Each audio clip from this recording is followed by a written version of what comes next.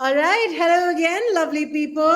To everybody in the audience who's been with us through the day. And I was just looking at the event backend. That's quite a lot of you. That's absolutely incredible commitment to the event. Thank you so much for that. And for those of you who are just tuning in, you're now joining us for the final session for day one at Full Circle 2024. Through the day today, and we've had a very exciting day. We've talked about quite a lot. We've talked about understanding your audience, getting to know better what makes them tick, using those insights to run small, meaningful content experiments, and then doubling down on your best set of content pieces to recycle them. And now we're down to an important piece of this whole puzzle, which is how and with whom can you make more of this really amazing content. And if you ask our next speaker that question, her answer is really going to be everyone in your company.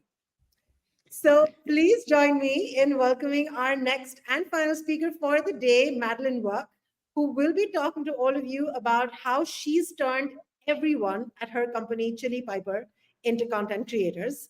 Madeleine is the product marketing manager at Chili Piper, and she has many years of experience working as a content, product, and brand strategist.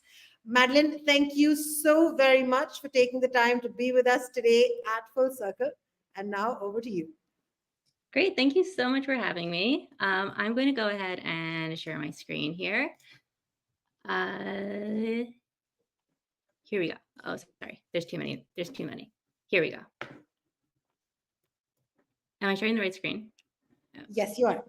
Okay, sweet. So as Falavi mentioned, I am the product marketer at Chili Piper. I started my career as a content marketer, and I recently moved into product marketing a few years ago. So the way that I think about product marketing is also very content first, because that's kind of where I came from. And the thing that I wanted to chat with you guys about today is how we made everyone at our company and within our network a content creator at Chili Piper. You might not know this, but Chili Piper is just a two-person marketing team. So it's just me and Tara, my counterpart in demand gen. And even though we have very, very limited resources on the headcount side, we've still managed to make a pretty big impact with our content. And we've done this by kind of democratizing the content creation process across a lot of different people. So I'm going to get a little bit into our playbook, how we made this work. And if you have any questions, feel free to drop them in the chat throughout, and I'll try to answer them.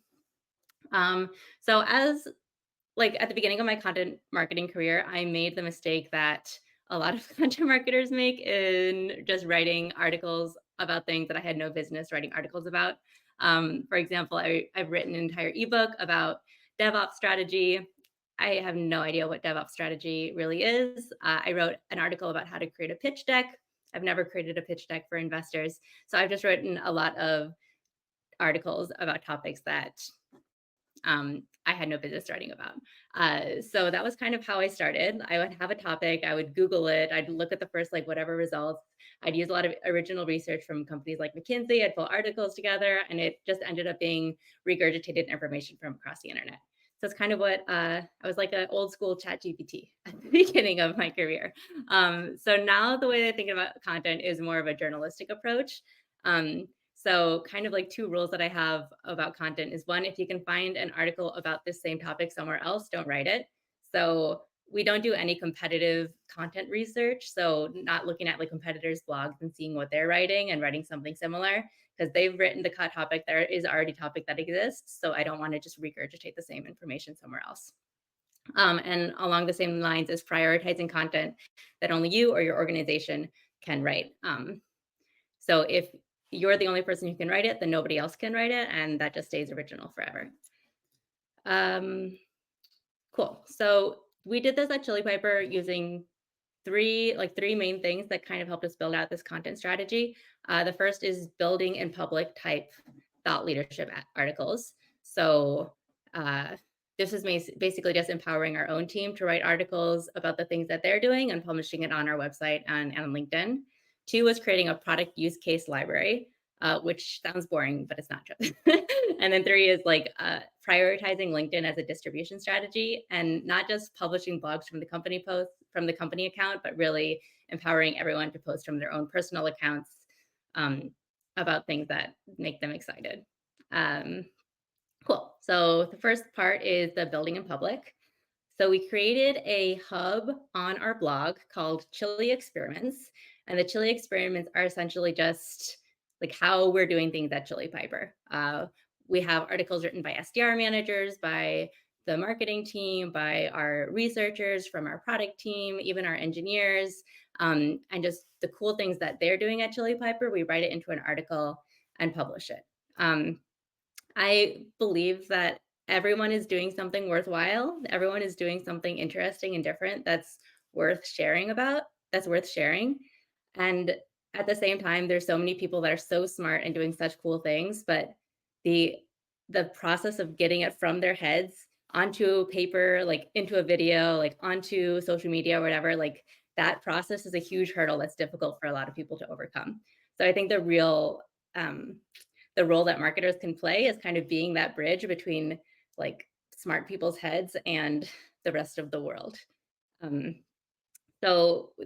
this is the first part of our three-pronged approach because the people who work on our team, like marketing, sales, operations, they are also invested in creating content that resonates with our target audience because the more content that we have, the more people know about us, and then everybody wins. So it's just kind of like lowish hanging fruit as far as content strategy. Um, so a few articles that we wrote that did really well. We wrote an article about why we never offer discounts at Chili Piper ever.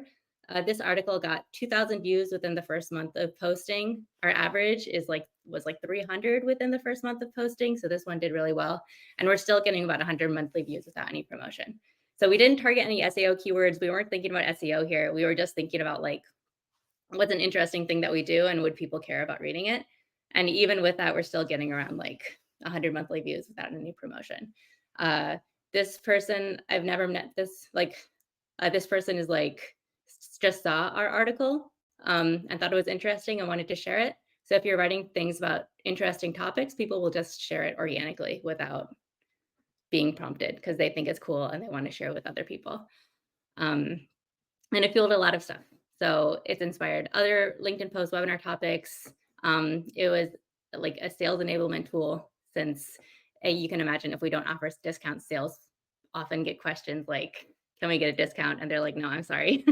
But I have an article written by our VP of sales who gets into the reasoning behind why we don't. So it's helped on the sales enablement front as well.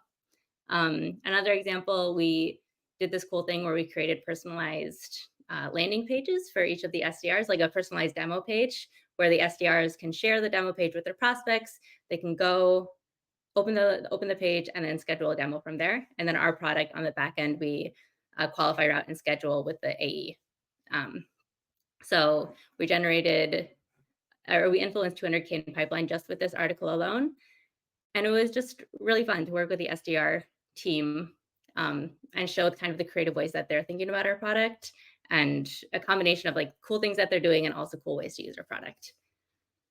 So the reason that we prioritize this, I just touched on this a little bit, but the first reason is that it's not resource intensive. Like even if you're just a one-person marketing team or a two-person marketing team, you can get something like this off the ground. It takes me like a 30-minute interview with someone and then like maybe like an hour and a half to write it, 2 hours to write it. As you get better, it gets faster and faster. And then you can just publish it. Two, like people like reading them. These are all interesting articles that have never been written before. They're fun, they're interesting, they're new. It benefits our team members' professional growth. So that's another reason that it's kind of easy-ish to get buy-in because it's showcasing the results, the tangible results that people have had at Chili Piper, the impact that they've had, and turning it into article form. So it really helps people if they're applying for other jobs or if they're looking for a promotion to have this like arsenal of articles behind them to help them like get to that next point in their career. And it's also brand building. So I think the original point of content marketing was to position your company as a subject matter expert in a specific topic, like whatever area your uh, target audience cares about, and then to like position yourself as that expert, as that like source of truth for people when they go to look for information. It's kind of turned into like SEO keyword chasing for a while, but this kind of gets back to the like what I see as the core of content marketing, which is brand building and building that trust with your audience. Um, so the second prong of our uh, democratized content strategy, we can call it, is creating a product use case library. Um, so this idea arose from this problem that we were having at Chili Piper. So I call it the spectrum of Chili Piper awareness, where like phase 1 or phase 0 is people are totally unaware. They have no idea who we are. Phase 1, people are like, oh yeah, you guys are so cool. You have a Chili Pepper logo. Awesome. Like I have no idea what you do. Phase 2 is people think we're kind of like Calendly. And then phase 3 is where people know what like our core product is, the booking meetings from your form. And then phase 4 is people are truly enlightened. They know that we do all scheduling and routing, but almost nobody was in this final phase. People were kind of chilling around like phases 1 to 3. So we were like, how do we show people all of these different things that we can do without just in a way that's interesting and makes people want to, like, in a way that's interesting and content that people will actually read. Um, so we started this product use case library. We're calling it Spicy Ops, and it's showing people that we're more than just scheduling by just showing them all the things that we can do with our product. And we did this in 4 phases. So the first phase is just kind of a combination of our chili experiments and these new product use cases. It's just like how we're using Chili Piper internally. This is always like, I think drinking your own champagne is something that's pretty prevalent in the SaaS industry. Like you should be using your product and you should be using your product to like um, like all aspects of your product as much as possible. You should kind of be like the subject matter expert in how your product works and how you can use it. Um, so this is how we started, and this is the easiest thing to get off the ground because we all like everyone is incentivized to create content about Chili Piper internally. So it was really easy to knock these out. Like I talked to people on the team, wrote these. We also have a few freelancers, consultants that we work with who can help with the writing aspect of it. So it was pretty easy to push these first ones out about how we're doing things internally. The second phase was how we're using Chili Piper with other tools. It was similar. We still interviewed people in our team internally who was driving this, but we involved other other companies, like how we're using Chili Piper and User Gems, how we're using it with GoodFit. It was second easiest because we also reached out to these marketing teams to ask for their help with distribution. So it's a little bit more complicated than phase 1, but still relatively easy to go live. But it like for this, like a really important part is reaching out to the folks for us at User Gems and at GoodFit to get their help in amplifying and get their help in publishing it, just to get more eyes on your content and reach their audience as well. Just classic co-marketing. 3 is the phase 3 is how our customers are using Chili Piper, but authored by a CSM. So this is the third easiest to get off the ground because again, CSMs are at your company. They have an incentive to help you with content. And it's like you only need like 30 minutes of their time, just a quick interview to chat through different use cases. Yeah. Also, CSMs are such a good resource for the product use cases that are really relevant to customers because they might have a book, like our CSMs have a book of like 80 customers or so. So they have a good idea of the use cases that resonate with people across their customer pool. So we've finished phases 1 through 3. So we've got all of these live on our website right now. And we're currently moving into phase 4, which I'm really excited about. It's how customers are using Chili Piper, authored by customers. So I have a few articles in motion right now for this, but the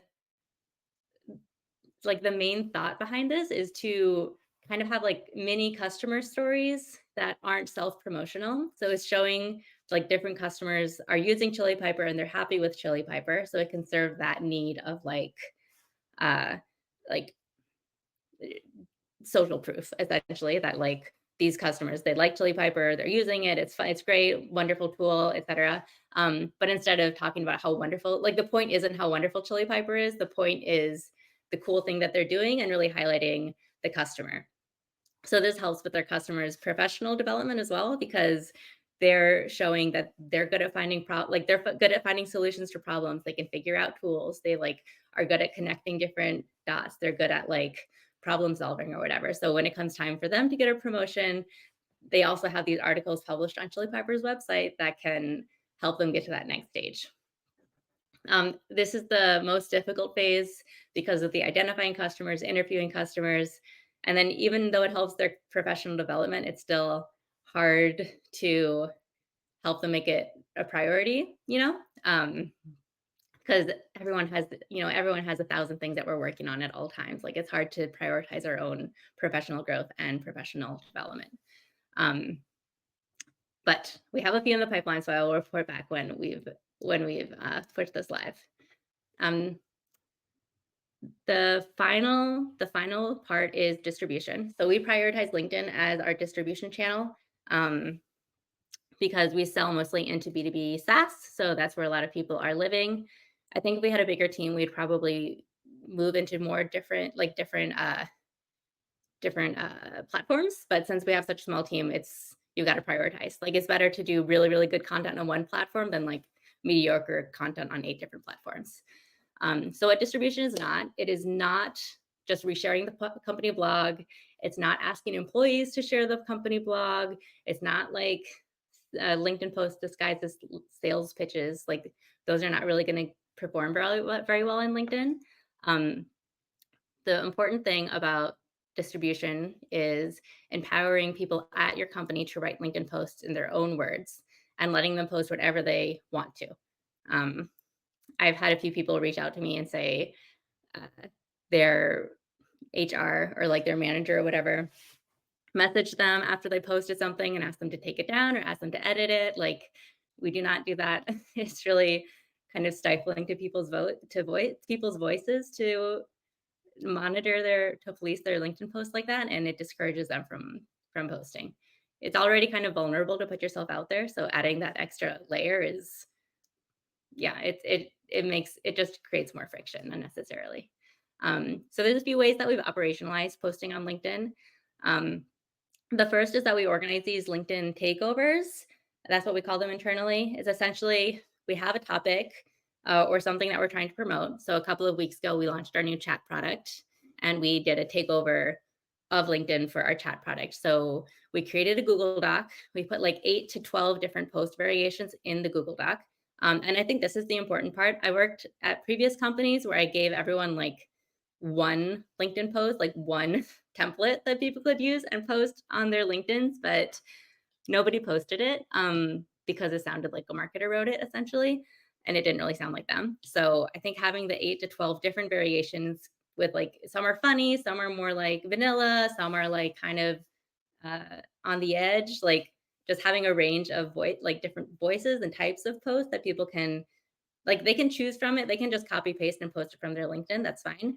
But I really, really encourage people to use these as like creative inspiration to write their own posts. So after we've written like these 8 to 12 post variations, I create a calendar invite on Google, like Google Calendar, invite everyone to the invite. And then I also post in Slack, reminding everyone to post. So these are pretty successful. Whenever we do one of these takeovers, I always get messages like, "Oh, I couldn't get away from your chat launch today. Like I only saw posts about this today. Like this totally took over my feed." And also just the data. So for our chat launch in particular, we had 28 people post, 3 demo requests, and 90,000 estimated impressions across the entire company. So these are all like free impressions, it's organic impressions. We didn't have to pay for these.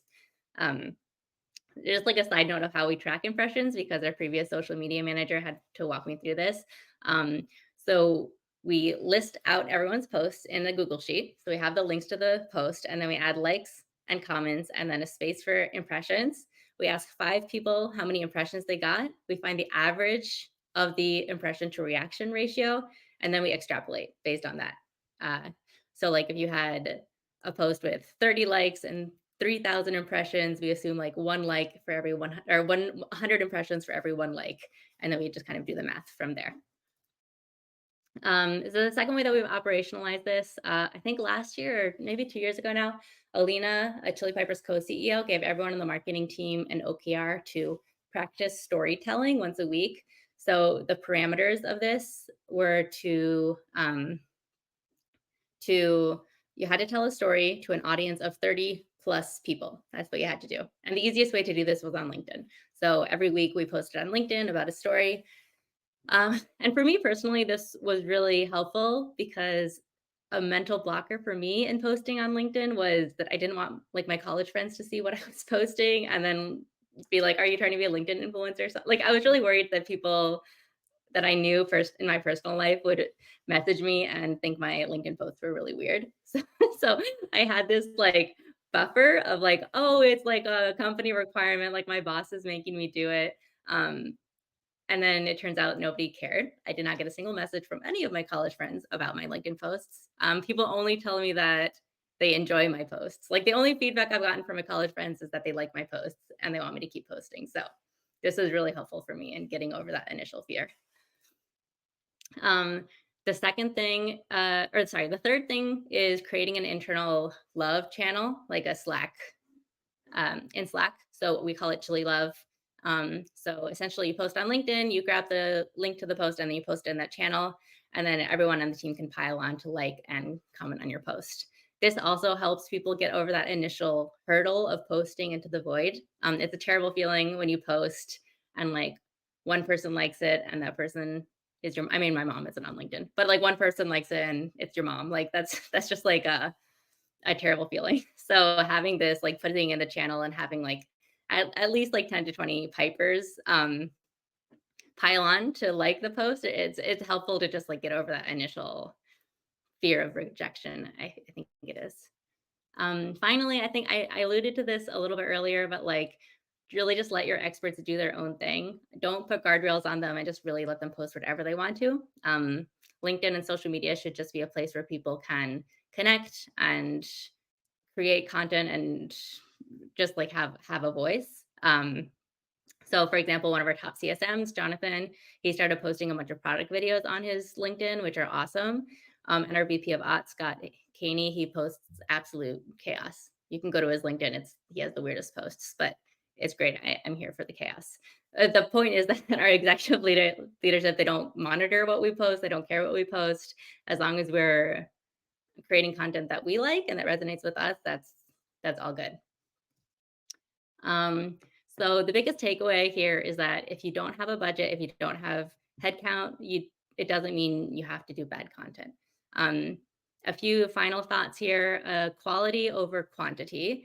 So I don't publish anything until I have something good to say. So it's not like I post every week on Wednesday and like, oh, it's Wednesday, we've got to post something. Like I only post something if we have something good to say. So maybe it's like 2 weeks, 3 weeks that we go without posting any blogs, and it's totally fine. The world continues spinning and nothing bad happens. I think I used to have this mentality where like I have to stay on a schedule, like we have to be like posting content regularly so that people can look forward to our posts, but like people aren't following your blog probably. Like if you usually publish on Tuesday and you publish on a Friday, like it's going to be okay. Two, lean on your subject matter experts. Like I mentioned this earlier, but there are so many smart people that taking what's in their brain and turning it into something coherent in an article format or video format is really challenging. So leverage their smarts, leverage their expertise, and use your own expertise as a marketer to help bring awareness to them. And finally, create content that people want to consume. It should be fun. It should be interesting. If nobody is reading your blog posts, what's the point of writing a blog? Okay, so that's all that I have for you. Great. I think I saw a few questions come through. Lavi? Yes, I'm just going to bring them right up on your screen now. Just give me one quick second. That's your first one. Okay, across these 4 types of content, do you manage distribution differently to share the right content to the right group? Yeah. So we do distribute everything on our LinkedIn, but for the spicy ops, their product use cases, we try to get our operations people internally to share from their own from their own LinkedIn's, and I also usually share from my personal LinkedIn and our founder because we usually have more operations people following us. Um, and I always share it in like the customer newsletter as well. But the spicy apps, like we wouldn't necessarily share it in our prospect newsletter because the prospect is mostly to like demand gen folks who usually aren't as in the weeds with tools and stuff like that. So definitely. Yeah, incredible. Madeline, I think we were talking about this earlier on backstage as well, about how incredibly interesting the whole spicy ops as a content, I'd say, bucket or initiative Mhm. is. And I'd be very curious to know more about how you go about identifying or selecting these specific cases of the innovative uses of your product, right? And how do you know that these are the ones that will resonate with your audience? These are the ones that, will get more traction. Is there like a trial and error thing there, or do you have a process for selecting them? And Yeah. how do you actually, end up identifying these?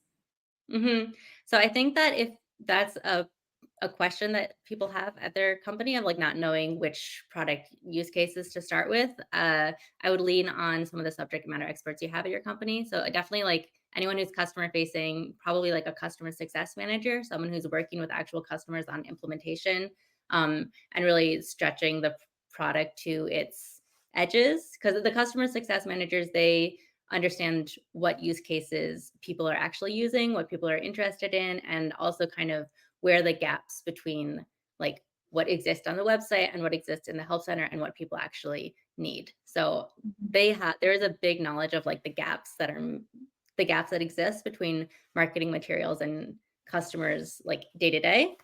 So I feel like that would be the best place to start. Yeah, that's incredible. And so is the process then that you get your customer support reps and, let's say, other people who are constantly in customer facing roles to come back and inform you about these innovative use cases, and then you work with these customers to create those case studies? So how it worked at us for me is we have about 10 to 15 CSMs at our company. So I would reach out to the one, Jonathan. He's great. So I reached out to him. We had a conversation, talked about different ways people are using Chili Piper, and throughout the conversation, we got like 3 different spicy ops ideas and also a few customer ideas of who we could reach out to who might be interested. So my next step is going to be getting the next CSM. Probably Alex on our team. She's also great and like doing the same thing. So just having a conversation that's kind of gets the juices flowing. They start thinking about a use case and which customer uses that use case. And they're like, oh yeah, like, Sally from whatever company, she's so awesome. She's doing really cool stuff. You should connect with her. Like it's kind of like organically happens that Mm. way. Yeah. Right. And how easy or hard is it to actually go out there and get your customers talking and get them to contribute to that case study? It's usually pretty okay. So it's easy to get buy-in from a lot of the operations people because they want to share what they're doing and they think that what they're doing is cool and other people would benefit. Um, it's harder at larger companies because they usually need to get sign off from like their legal team or like their marketing team or whatever. So it's usually easy enough to get people to agree. Kind of hard to find a time because we're like going to be their lowest priority if they're like putting out fires and trying to do whatever they're doing at their company. And then getting approvals is challenging. So that's kind of Yeah. why it takes the longest because you have all of those additional like approvals and like dealing with their schedule that you have to get over. Right. We have another question in the chat, Madeline, from Brian. I'm just going to bring that up for you. Okay, how do you suggest incentivizing sales and product teams to post? How do you combat the I don't have time to post pushback?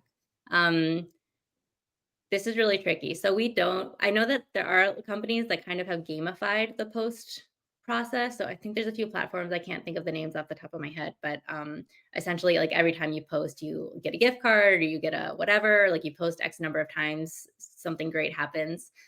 We don't do that at Chili Piper. They're very like, and I kind of makes sense. Like I understand their philosophy. So we have just we have just kind of made it a company thing that we all do together is like every month or every so often we post about something together, and that's kind of like how we've gotten people to post and get over that hurdle. And that I don't have time to post. So that's why we have like the 8 to 12 templates that we use. We write like 8 to 12 different versions of a certain thing. I've also like slacked people and been like, hey, like this is a really cool thing that you're doing. It'd be cool to post on your LinkedIn. Like I think people would really enjoy it, and I might give them like a few like sample ideas of what to post.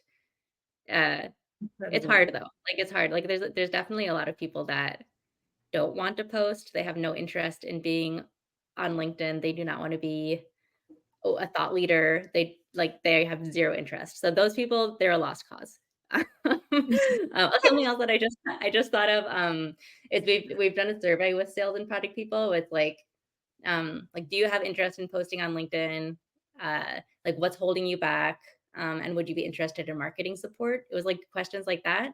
And so that you can identify like maybe 2 or 3 people at your company who want to post more, but they're kind of like they're scared or they don't know how, or they like there's some kind of hurdle that they need to get over to start posting. Yeah. And I think, Alex, to your question, I think Madeline already just answered that about how. So, in essence, Madeline, the folks who don't want to post aren't in any way actually Piper sort of pressurized or pushed to go out and post. It's more sort of folks who are organically leaning towards wanting to go out there and share their own work. Yeah, yeah. I think if people don't, it's always worth a conversation, like, just to chat and be like, why do you not want to post? And maybe they're like, I think LinkedIn influencers are cringe. Like, that's fair. I like some people have that opinion, and that's totally fair. There is a lot of cringe on LinkedIn. I agree. Yeah. Um, but so maybe they don't want to post on LinkedIn. Maybe they want to write an article instead, or maybe they want to do something else instead. So like understanding what the hurdle is. And sometimes the hurdle is just like you can't get over the hurdle, and that's fine. I would not waste your time on people if they really just don't want to post. Yeah, that makes Yeah. complete sense. All right. Okay. So, on that note, I think we can call it a wrap on day one at Full Circle 2024. Madeline, thank you so very much for having been here today with us. This was an absolutely fascinating session. I always love going in and looking at the processes that companies follow to get things done, and then when the outcome is as incredible as Spicy Ops and some of the other things that your SDR teams have been posting. It's great to see the sort of behind the scenes, what's going on. How do you actually get all of those? How do you turn this into a well-oiled content production machine? So thank you for sharing all of those incredible examples and all those insights. And to everybody in the audience, I hope you're taking away something very interesting and a very sort of organic agentic way of getting everybody in your organization involved in the content creation process. And I know, Madeline, we were chatting about this earlier on LinkedIn as well, but I am now going to be looking forward to you creating that ebook about turning everybody at your company into a content creator. So we're going to hold you to that one, and hopefully we'll see that's going to see the light of day at some point in time. Okay, folks, thank you so much for tuning in to day one at Full Circle. We hope you're taking away things from today's sessions that you can put to work right away. We'll be back with more practical, zero fluff sessions tomorrow for day two, where we're going to be talking about distribution strategies, measuring your marketing efforts and what not to measure, and scaling your team. So we're going to be starting at 10:30 a.m. EST tomorrow. We hope to see you there. Madeline, thanks so much for joining us. Thank you, George. And thank you, everybody who tuned in today. See you tomorrow. See you tomorrow, everyone.